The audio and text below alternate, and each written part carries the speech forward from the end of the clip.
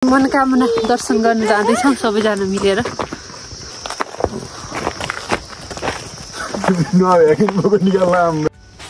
हामी जाने गाडी आइसकेको छ, हामी त्यही गाडीमा जाँदैछौँ। त्यस पछाडि हामी सबैजना गाडीमा चढेर जाँदैछौँ। यो चाहिँ गणेश हिमाल र अन्नपूर्ण हिमालको एकदम मिठो भ्यूज देखिरहेछ। सँगसँगै बच्चे बजार हेर्दै हेर्दै हामी लाग्यौँ मनोकामनातिर।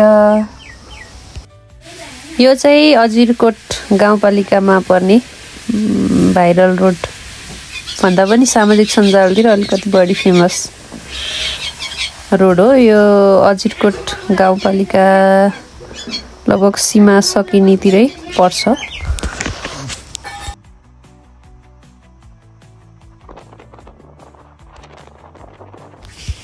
यता चाहिँ छेपेटा धान पाकिसकेर काट्ने बेला हुन लागिसकेछ। एकदमै राम्रो रमाइलो देखाएको थियो मौसम चाहिँ।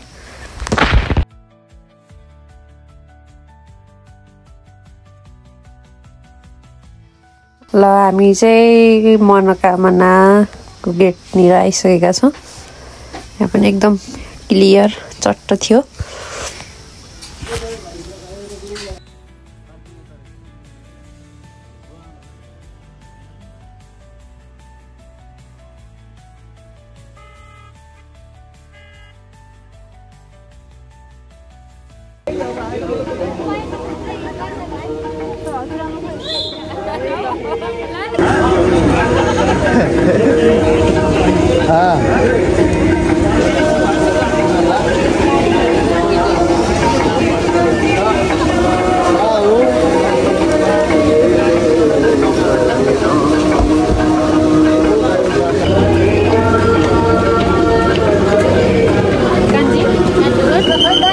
यहाँ हाम्रो भाइले बोका डोराएर हिँडिरहनु भएको छ।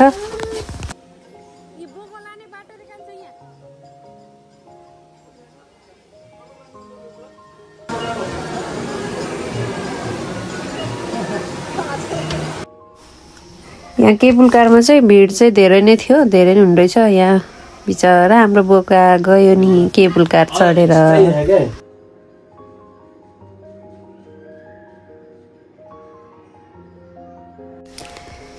यहाँ चाहिँ हाम्रो हजुरआमा र म बसिरहेछौँ। यहाँ बुढो बुढी मान्छे ज्येष्ठ नागरिकहरूलाई चाहिँ लाइनमा राख्दो रहेछ। यहाँ अहिले उता हाम्रो भाइहरू आएपछि हामीसँगै जाने। यहाँ कस्तो क्युट नान्थिन्, यसो म गएर भिडियो खिचिहालेको। हेर्नु न कति क्युट। हाम्रो यहाँ भाइ क्यामराम्यान भइरहनु भएको छ। अब हामी केबुल कारमा चढेर लाग्दैछौँ मन्दिरतिर। भ्यू चाहिँ दामी देखाएको थियो। यो केबुल कारमा चढ्दा चाहिँ त्यो पोलमा आउँदा चाहिँ अलि सिरिङ्ग हुँदो रहेछ, पुरै भूकम्पवाला फिल आउँदो रहेछ। तर हामी चाहिँ डराएनौँ, किनभने हामी त गोर्खाली हो नि त। भूकम्प त अब युज टु भइसकेको हामीलाई। त्यस धेरै नै रमाइलो भइरहेछ।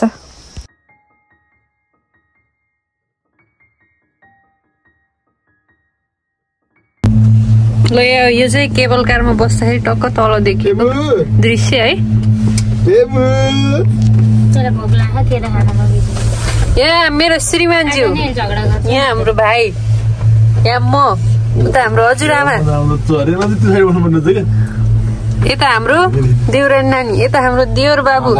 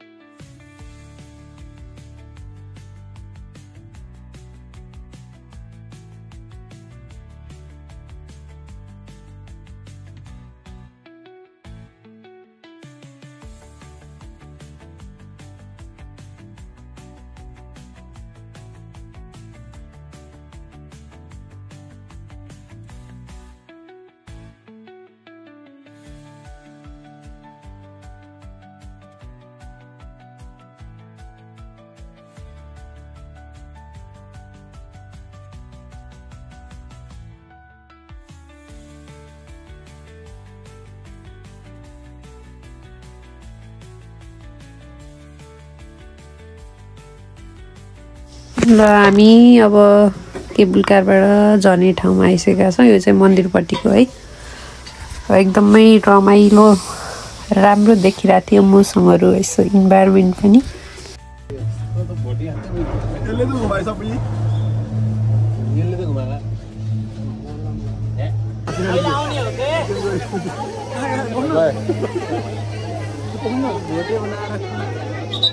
हामी मन्दिर आइसकेका छौँ।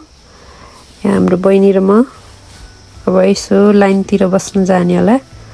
आमामामा लाइन त यति लामो थियो कि ओहो कसरी जाने भनेर मन आत्तिरहेको थियो। यत्रो लाइन बसेर त बेलुकै हुने भयो जस्तो लाग्यो, तर खासै धेरै टाइम चाहिँ लागेन। यो चाहिँ मन्दिरबाट देखिने दृश्य है, एकदम राम्रो मनमोहक थियो। हिमाल सहितको अलि धुवालो लागिसकेको छ, एयर पोल्युसन बढ्दै गएर होला, खासै देखाएको थिएन। यहाँ चाहिँ हाम्रो दाजुभाइ र म यहाँ चाहिँ हामी बत्ती बाल्दैछौँ। भित्र मन्दिरभित्रको चाहिँ फोटोहरू भिडियोहरू खिच्न निषेधित थियो, त्यही भएर यसो अलिअलि बाहिरतिरैको खिच्यो। अनि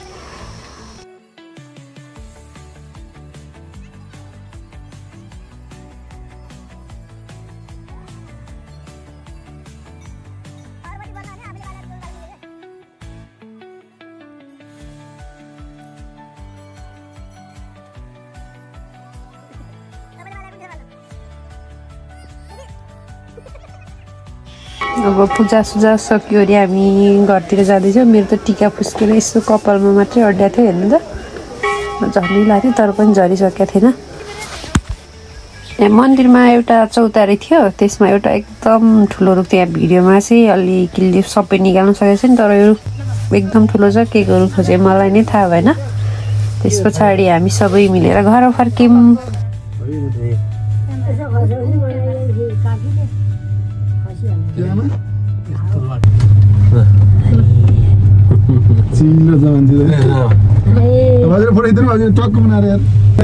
यो दाइलाई एक्लै आउँदाखेरि कस्तो फिल भइरहला? एउटा ड्राइभर मात्रै बस्छ।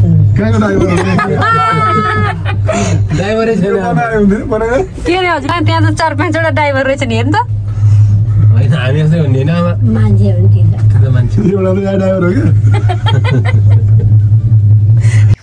हाम्रो मनोकामना दर्शनको यात्रा चाहिँ यति नै रह्यो। सबैलाई मनोकामना माताले आशीर्वाद दिउन्। Thanks for watching.